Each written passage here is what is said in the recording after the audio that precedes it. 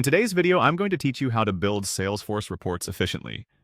If you're new to Salesforce or looking to optimize your reporting processes, this tutorial is just what you need. Let's jump right in and get started. First, make sure you are logged into Salesforce and head to the home page.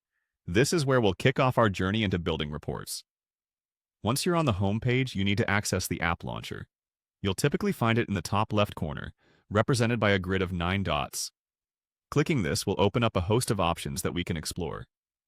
From the list of apps that appear, select Reports.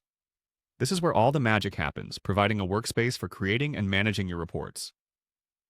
Now, let's focus on the report name section. Here, it's crucial to choose a report that's aligned with your data needs.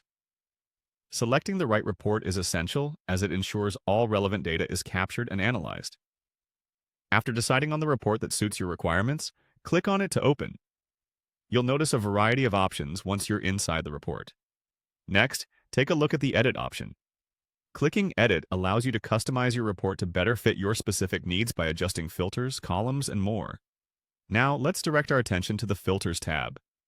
This is a vital step as filters enable you to sort through data effectively, focusing only on what's essential for your analysis. In the Filters section, you'll see the Show Me tab. Let me briefly explain its importance. The Show Me feature helps you refine your data view by filtering records based on specific parameters, such as owner or date range.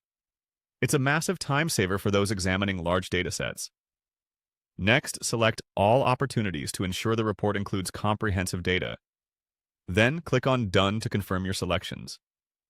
Now, pay special attention to the Filters tab again, particularly the Closed Date option. This allows you to set precise time frames for your data, which is crucial for trend analysis and forecasting. With the opportunity status selected, it's time to click on Run to check your report. This step ensures that all configurations and filters are appropriately applied. You'll be able to review the draft report to see if it meets your needs. After reviewing, you might want to make some last-minute tweaks, so click on More Actions, then Edit to make changes if needed. Once you're satisfied with the report, don't forget to save it. Clicking Save ensures that all alterations and configurations are securely kept for future reference, and that you don't lose any of your hard work. So, there you have it, a step-by-step guide to creating Salesforce reports effectively. With these insights, you can build comprehensive reports that support your strategic decision-making processes. Thanks for watching, and happy reporting!